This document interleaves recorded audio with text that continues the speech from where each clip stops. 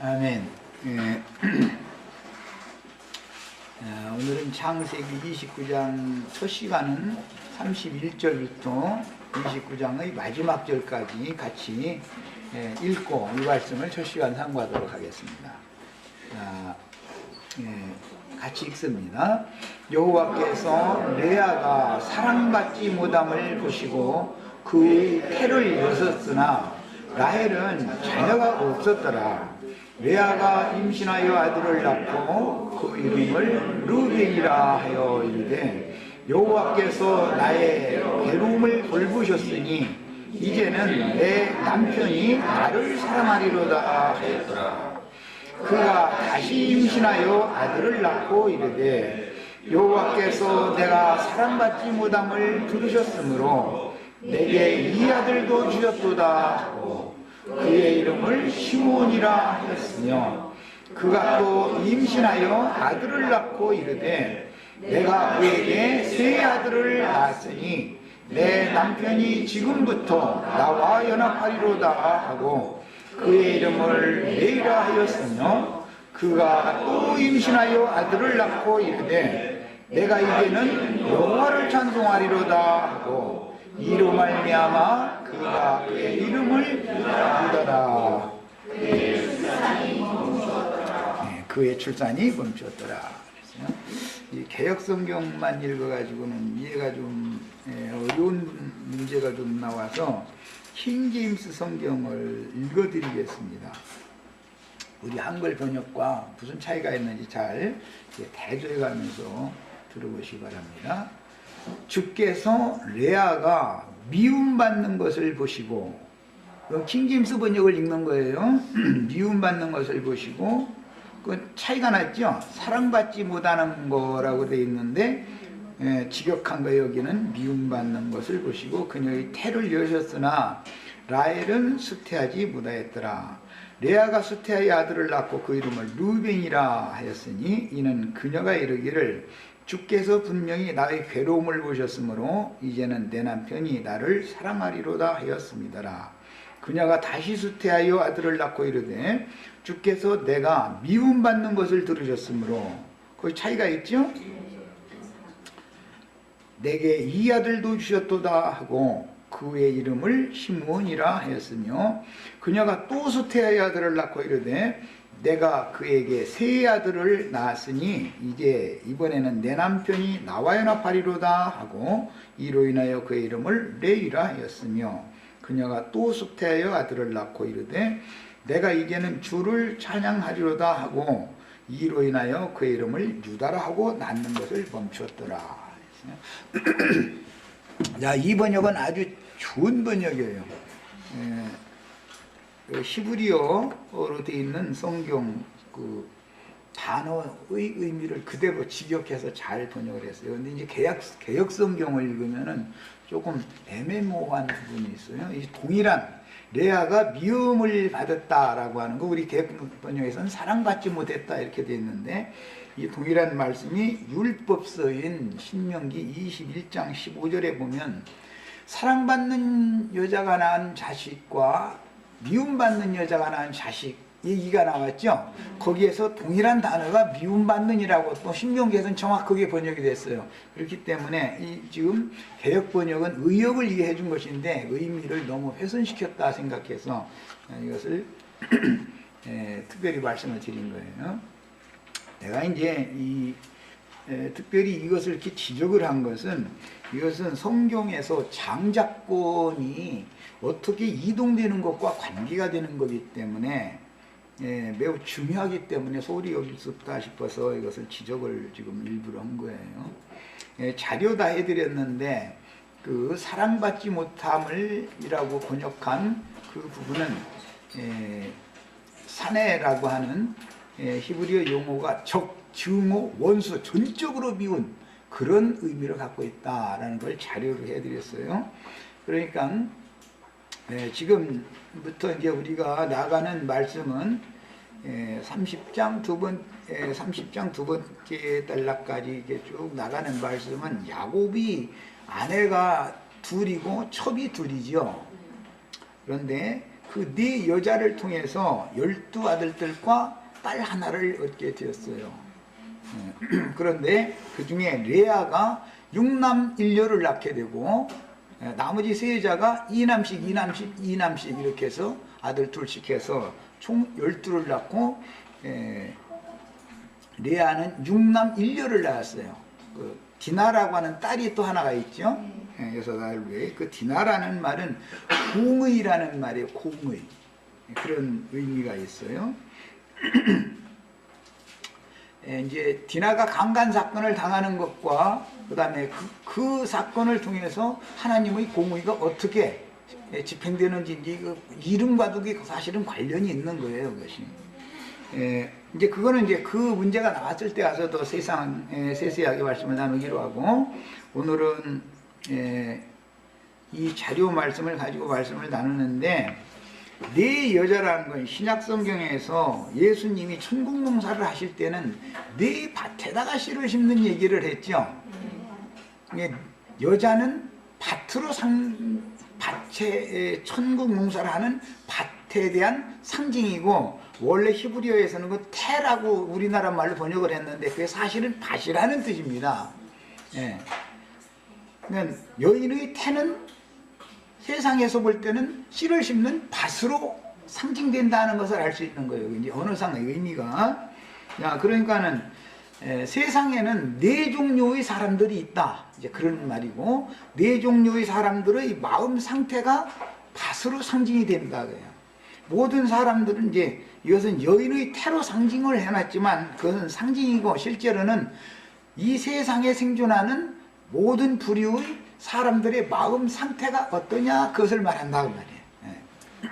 그러니까 씨도 중요하지만, 씨도 왜냐하면 악한 자의 아들들인 가라지 씨, 다른 씨라는 다른 복음이라는 씨도 있으니까, 뱀을 통해서 이게 전파되어지는 다른 복음이라는 씨도 있으니까 말씀이 두 씨가 있죠.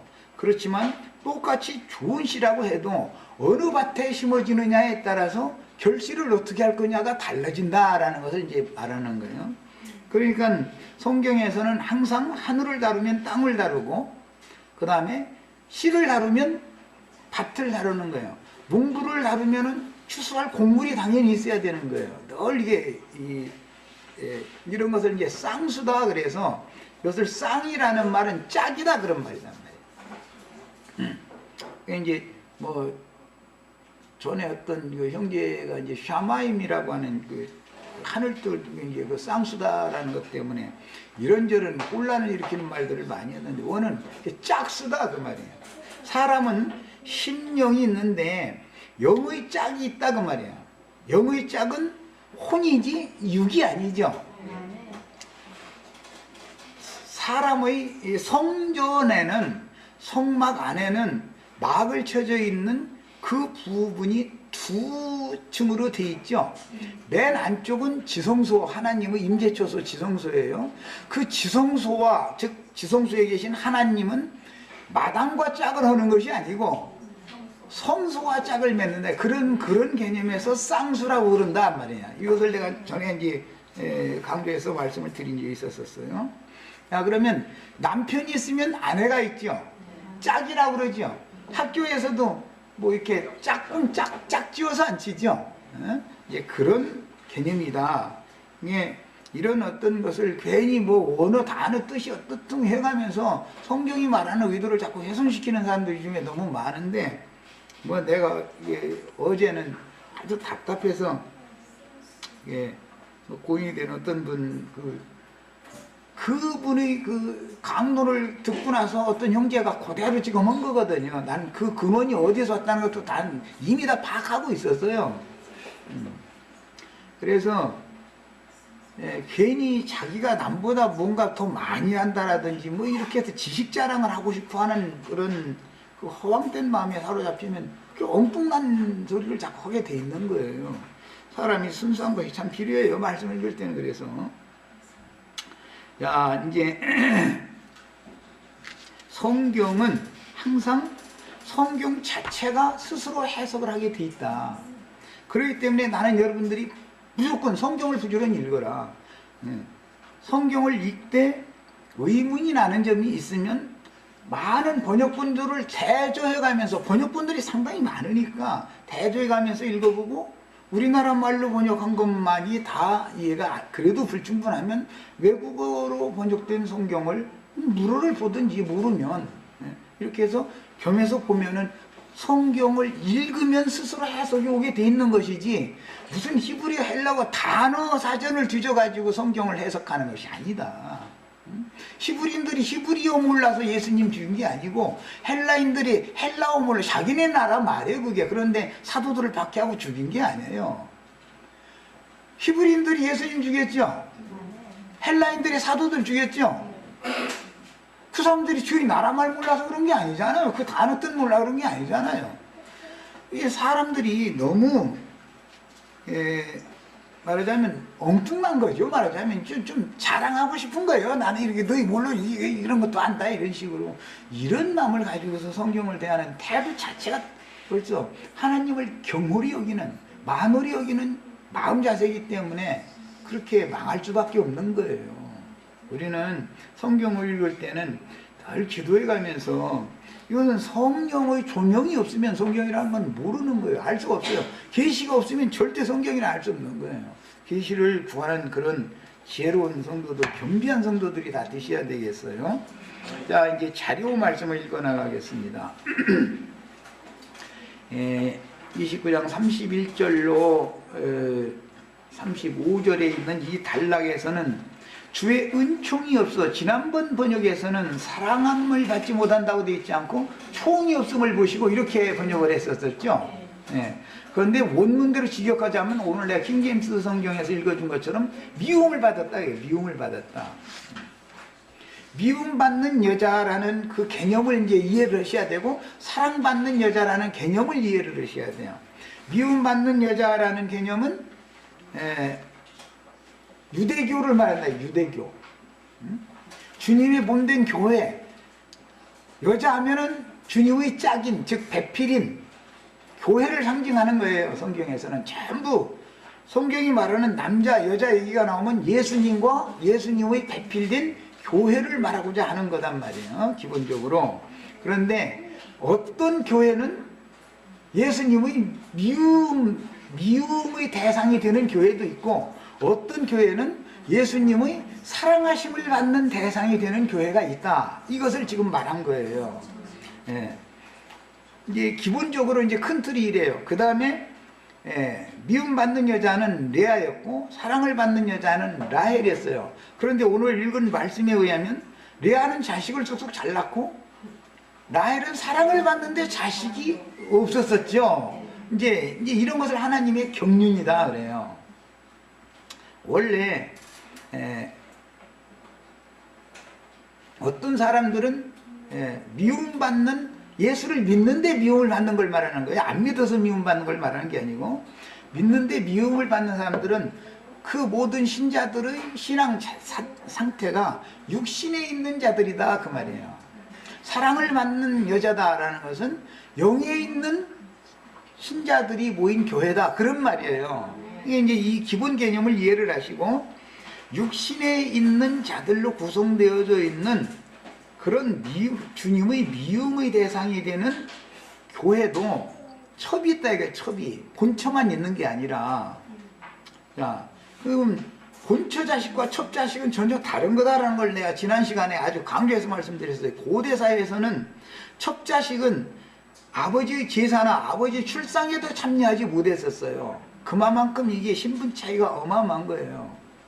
그래서 이제 첩자식들은 이름도 안 지어주죠. 근데 오늘 여기서는 다 이름을 다 지어준 얘기가 나왔지만, 첩자식들은 그래서 뭐 개똥이 뭐 이런 식으로 불렀던 거예요. 이름이 없는 거예요. 성이 없어요. 그 사람들은. 첩자식은 왜 아버지 호족의 족보에 올리질 못하니까. 이렇게 그때 당시에는 이 신분 차이가 엄격했었어요. 이런 것도 이해를 좀 하고 계셔야 돼요. 자, 그러면 이제 구약교회는 고사치고, 구약교회도 율법 노선이 있고 선지자들이 노선이 있다 이렇게 두 노선이 있는 거예요. 신약교회도 자칭 유대인이라 하는 육신에 있는 자들이 교회가 있고, 영에 속한 자들, 하늘의 장자 교회가 있다 이거예요. 영적인 사람들이 신령한 교회가 있다 이거예요. 그러니까 라헬도 몸종이 있죠. 레아도 몸종이 있죠. 그 여종의 신분이라고 하는 것은 여주인의 신분과는 전혀 개념이 다른 거단 말이에요. 그것은 대표적으로 이제 사라와 하갈 얘기부터 나온 거예요. 아브라함의 처는 사라지요. 하갈은 첩이에요.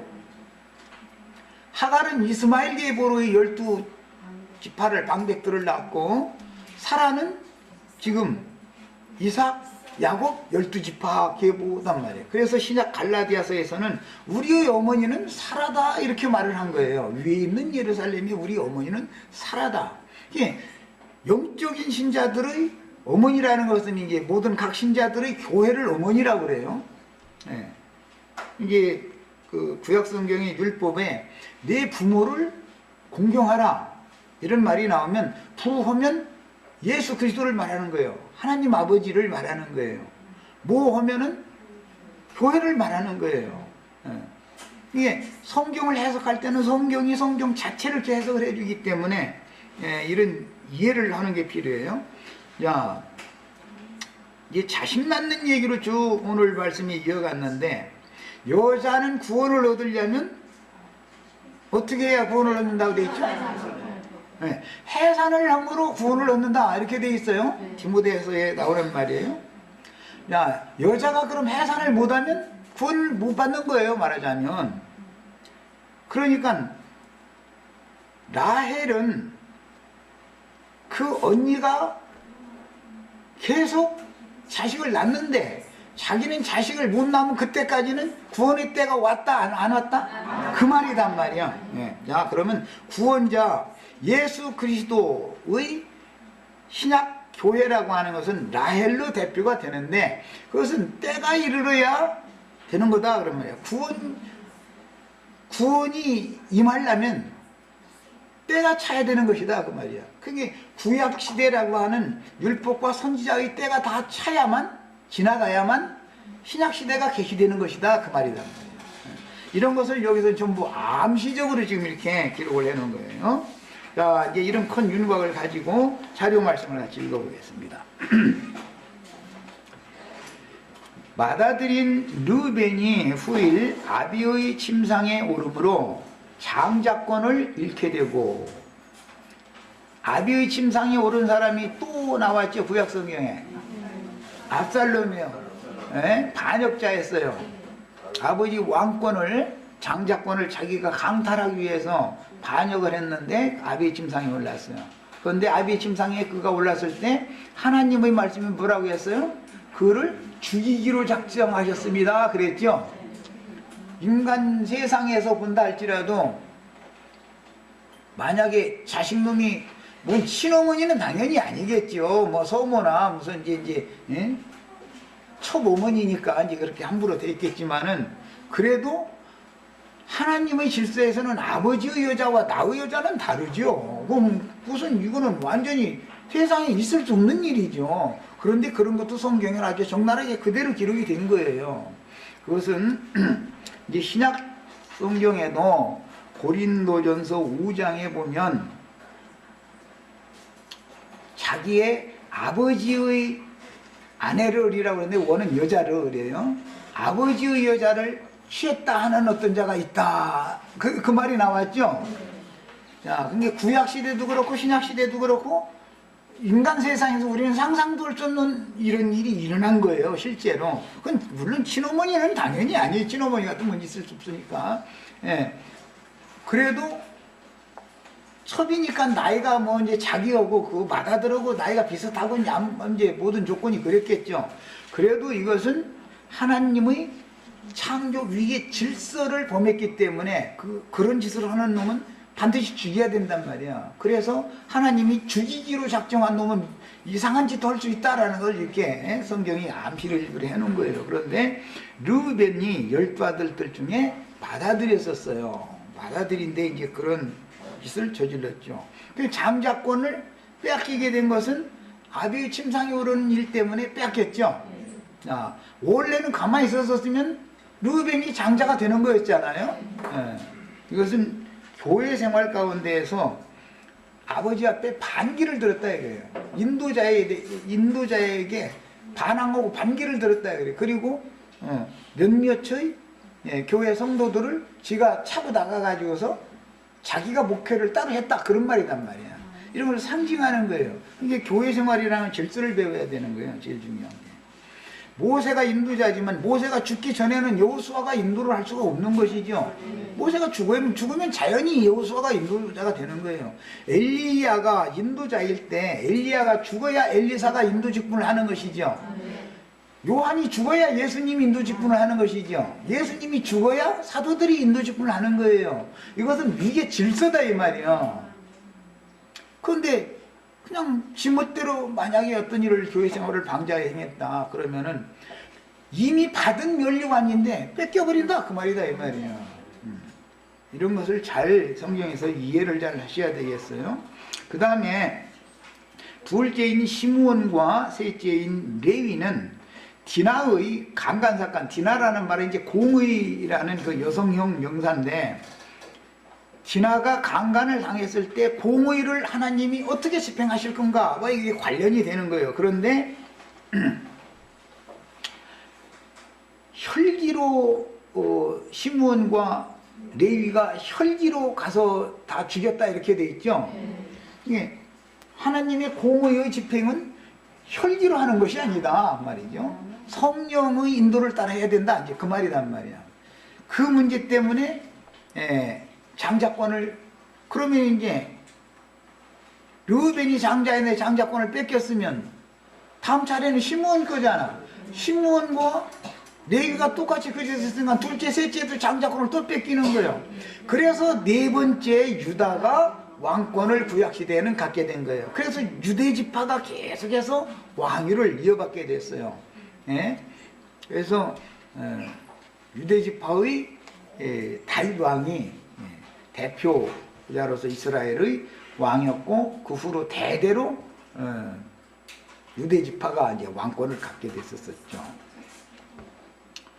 자, 왜 이제 이 말씀을 드리냐면은, 여자도 미움받는 여자가 있고 사랑받는 여자가 있고, 미움받는 여자가 낳은 자식은 장자권이 없다 지금 그 말이에요. 실제 유다가 구약시대에 왕권을 행사를 했지만 역대기 5장에 보면 족보책에는 누가 기록된다고? 요셉이 기록되는 거예요. 요셉이.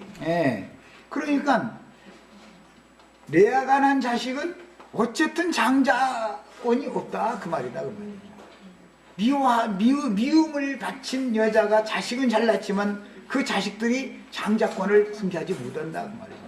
옛날 말로 하면 애비 없는 호루 자식이 되어버린다. 이제 우리나라에 이게 굉장한 욕이죠 그게. 그냥 아니 호루 자식이란 말이에요. 이 말하는데 그거는 아버지가 인정을 안 하는 거예요. 아들로 인정 안 해버리는 거예요.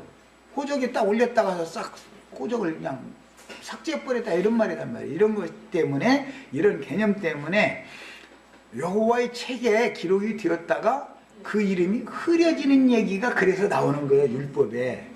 이 성경, 이 창세기의 내용을 알아야 성경이 말하는 의도를 알 수가 있어요.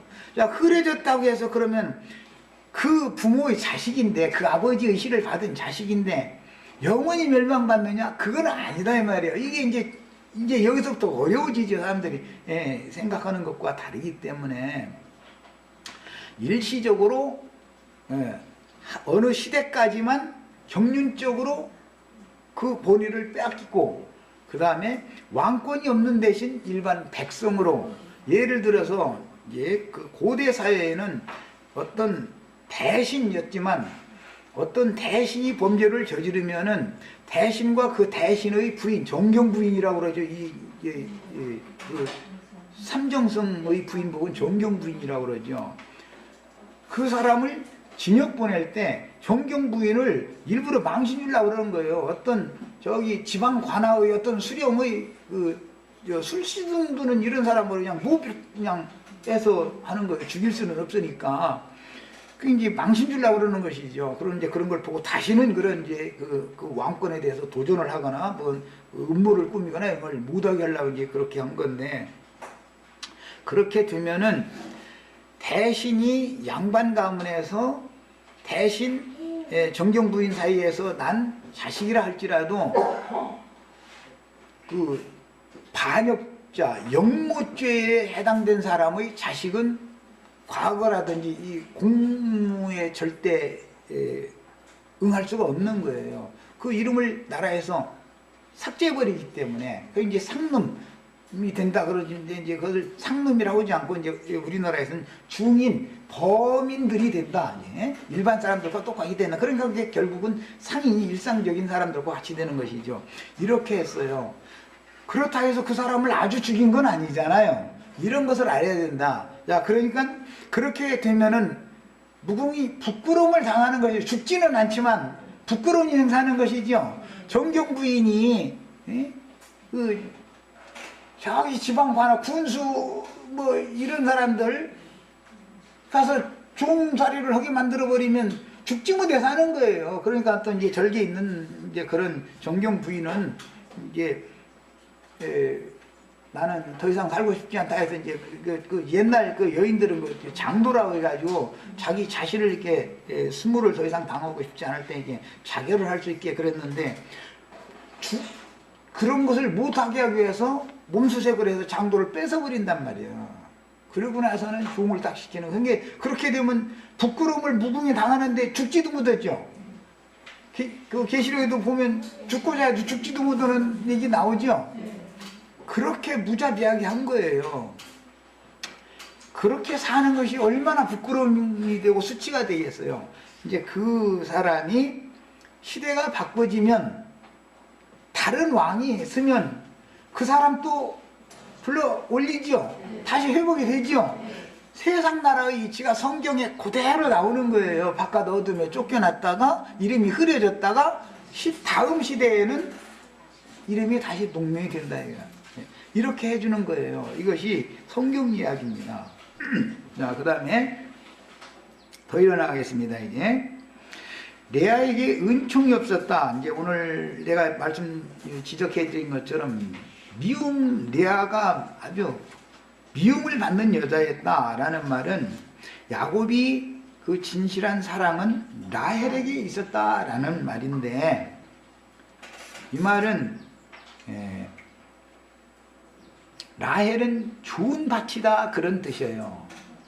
좋은 밭이야. 신약에서는 네 밭 중에 제일 좋은 밭이 있죠. 네 여자 중에 야곱이 제일 사랑하는 여자는 라헬이니까 제일 좋은 밭이죠. 당연히. 그런데 구약 시대에는 못된 밭에서 열매를 많이 맺어. 전도는 세상 교회가 더 잘하죠. 우리는 아무리 전도를 해요. 전도가 잘 안 되는 것도 다 이유가 또 그 사람들 자기 핑계 댄다고 또 그럴까 봐서 뭐 여기도 또 그렇네.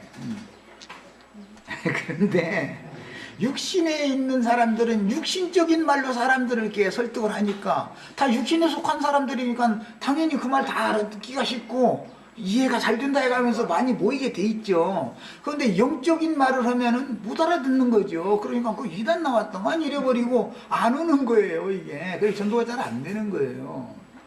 자, 이제 하나님이 세상을 이처럼 사랑하사라는 말을 아주 기독교계는 제일 좋아하죠. 요한복음 3장 16절을 그거 없으면 그 사람들 전도 못해 아주. 하나님이 세상을 이처럼 사랑하사 독생자를 주셨으니만 이제 이 구절 없으면 전도가 안 되잖아요. 그런데 예수님이 세상에 있는 자기 사람들을 사랑하시되 끝까지 사랑하시니라 이 말씀을 하면 이해가 안 되는 거예요. 그러면 끝까지 예수님이 끝까지 사랑하는 한 그 사람이 결국 라헬이다 그 말이잖아요 지금. 주님 앞에 끝까지 사랑하심을 받는 여자가 돼야지. 그런 교회 생활을 하고 그런 교회를 세워야지. 하나님이 세상을 이처럼 하나님이 세상을 뭘 그렇게 사랑을 얼마나 했었길래 세상을 사랑하셔서 예수님을 세상에서 구속하시려고 예수님을 보내셨죠. 그런데 세상이 예수님을 반대하고 죽였지. 예수님을 영접하면 하나님도 사랑하죠. 예수님을 대적하고 구원자를 메시아를 보냈더니 반대하고 죽이면 하나님이 세상을 끝까지 사랑하겠어요? 처음에는 아무 생각 없이 끝까지 그냥 좋은 하나님이니까 세상을 사랑해서 아들을 보냈는데 아들을 죽여. 그러면은 우리들이 만약에 우리는 그런 일까지는 없지만 아들 어디 조금이라도 그냥 학교 갔다 왔는데 뭐 쩔뚝쩔뚝했다 이러면은 꼬치같이 물어보지요. 결국 학교 다니면 쫓아가지요. 가만 안 놔두죠. 그 부모나 형이나 뭐 있으면은 그건 절대 가만 안 있죠. 그냥 막 교장실 그냥 뛰어가는 거예요. 해가지고 말이요. 막 난리 나버리죠. 그런데 한참 죽였다? 그러면 그게 있을 법이란 말이에요. 그 왼수를 안 갖고는 내 눈에 흙을 못 듣게 하는 것이죠. 그냥 내가 죽을 지경을 당해도 내 원수 갖기 전에는 절대 안 죽는다는 정신력으로 쌓는 거예요. 이제 그다음부터는 이제 이렇게 되게 마련이에요. 세상사와 하나님도 똑같다고요. 그렇게 사랑하는 아들을 세상을 구원하기 위해 보냈더니 세상이 오히려 사랑하는 아들을 그냥 상처만 입히고 마른 것도 아니고 아주 죽여버렸어. 그럼 하나님이 이게 철천지 왼수됐죠. 그렇다 이거예요. 세상과 하나님 사이는 그래도 원수가 된 거다 말이야. 이런 원리를 알아야 돼. 그런데도 미워하는 여자 교회에 가면은 세상 축복 날마다 받으라고 세상에서 뭐 잘 되는 얘기 설교라는 게 다 그거죠. 그러니까 하나님의 원수가 짝대고 있다 그 말이잖아요. 그것을 영적으로 볼 때는 간음을 행한다 그런단 말이야. 하나님도 사랑한다고 그러고 세상도 사랑한다고 그러고 두 여자 사랑하면 뭐요? 그게 간음이지. 있을 수 없는 일이죠. 이런 것이 모두 성경에 나타나는 한 폭의 그림이다. 이것을 이해하셔야 되겠어요. 세상은 그래서 그 아들을 하나님이 세상을 사랑하셔서 세상을 구원하시려고 아들을 보냈더니 세상이 아들을 반대하고 대적하더니 죽여버렸어. 인간 사회에서도 내 자식을 죽였으면 그거는 완전히 내 인생 완전히 끝나게 만들어버리고 내 집 무너뜨려버린 건데 그거 가만히 있겠어요? 무슨 수단 방법 안 가리고 해결을 해야 될 일이지. 하나님도 똑같다 그 말이요. 세상을 무조건 끝까지 다 사랑하는 게 아니라 세상에 있는 자기 사람들을 사랑하시되 끝까지 사랑하셨다. 자기 사람들이라는 건 주님을 영접한 자들만 끝까지 사랑하셨다. 그 말이란 말이야. 주님을 영접하지 않고 대적한 자들은 하나님이 철저히 원수가 되어버리는 거예요. 이런 원리를 꼭 아셔야 되겠어요. 자, 그 다음에 그러나 이제 하나님의 선민들은 여전히 이스라엘 12지파였고 구약시대에 하나님의 선민들이라는 것은 천하 만민 중에 이스라엘 12지파가 선택받은 백성들이었었죠. 하나님의 말씀은 그들에게 맡겨졌는데 말씀이 그들에게 맡겨졌다는 것은 종자가 씨가 농사할 씨가 또 그 다음에 이제 하나님의 종들이 또 말씀만 맡기면 안 되죠. 그 말씀을 맡은 종들이 농사를 지어야 되니까 농부가 필요하죠. 그래서 하나님의 종들에게 하나님이 말씀을 맡겨서 자기 백성들에게 농사를 해라 그랬다는, 즉 말씀을 잘 가르쳐서 하나님의 선하신 뜻을 이루어라 그랬다 이거예요. 야, 그래서 택한 백성이 이스라엘 12지파이고 하나님의 말씀은 이스라엘 12지파에게 맡겨졌는데 그 때문에 하나님의 백성들 중에서도 유대인들을 통해서 명맥이 겨우 유지가 되다가 바벨론의 마지막으로 멸망당했으며 그들은 선민의식과 율법적인 구별사상에 빠지게 되어 자기 동족인 사마리아 10지파 사마리아 사람들까지도 멸시하게 됐다. 자기 12지파 중에서 2지파 그 남유다 왕국 사람들이 북이스라엘 나머지 10지파 사람들을 원수 취급해버렸다 이게 자기 동족임에도. 여기까지 이제 이렇게 타락, 이것이 타락이다 이거. 이런 것을 죄라고 부르는 것이다 이 성경에서는. 먼 후일에 이스라엘 12지파는 신앙적으로 타락하여 북조의 10지파는 아수르의, 남조의 2지파는 바벨론의 흩음을 당하고 본토에는 소수만 남았으나 여전히 하나님의 계보는 남은 자들을 통해서 겨우 명맥을 유지하였고 훗날 포로에서 귀환된 왕족들과 레위인들에 의해서, 그것은 느헤미야, 에스라, 스룹바벨, 여호수아 이제 이런 사람들이 이제 돌아온 분이 대표들이죠.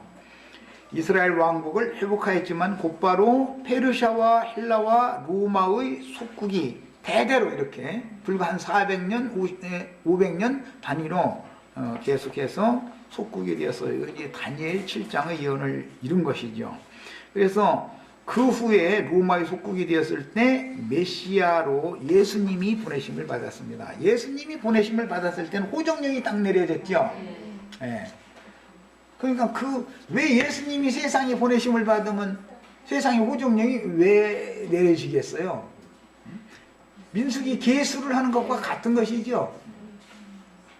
하나님은 하나님의 백성들의 수를 지금 세는 것이고, 로마 황제 입장에서는 자기 신국, 자기네 나라, 그때는 로마 황제가 신이라고 그랬으니까 자기의 신민들의 수를 계수를 하는 것이지만, 하나님께서는 자기의 백성을 지금 숫자를 계수하느라고 이렇게 되는 거잖아요.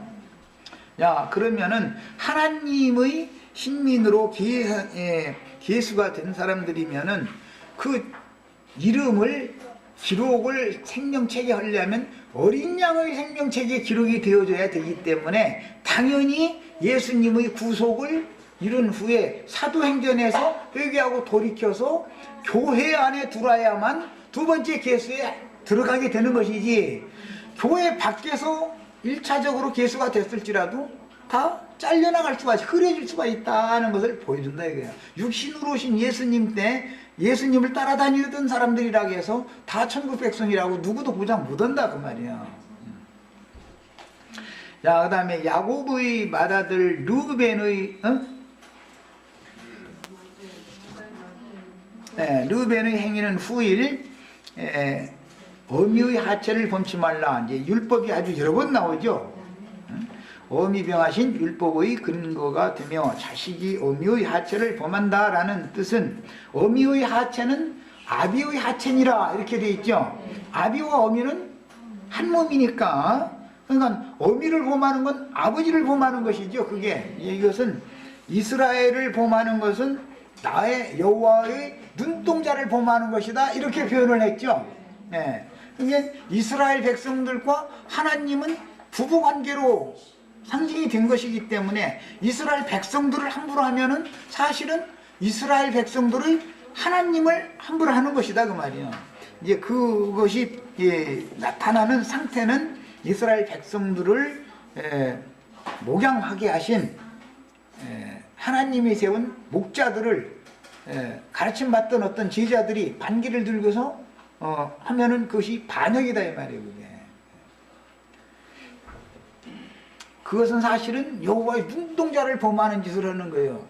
그래서 하나님이 보내신 일곱 영, 일곱 눈들은 일곱 눈이라고 그러잖아요. 눈. 하나님이 눈 7개 달렸다 그 말은 아니잖아요.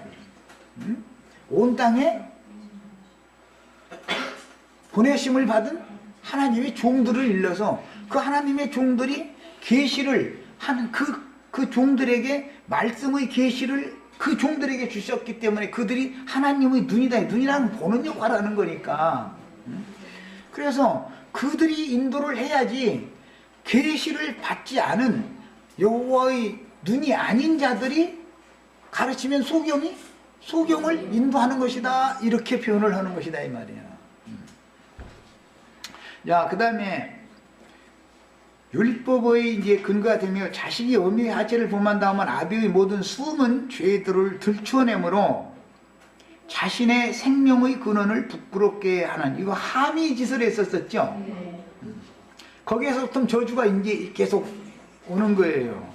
육신의 죄악을, 이런 것을 육신의 죄악을 상징하는데, 다윗의 아들 압살롬이 반역을 일으킨 후에 그 아버지의 10 후실들을 범했어요.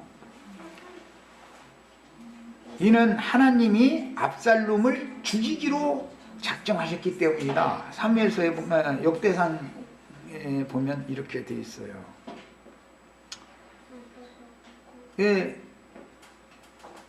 압살롬이 다른 꾀를 받아들이질 않고 좋은 충원도 있었었는데 그걸 물리치고 저 죽을 꾀를 늦은 건 그 말을 따랐다 이거예요. 그건 그렇게 하게 한 것은, 생각이 그쪽으로 쏠리게 한 것은 하나님이 그걸 죽이려고.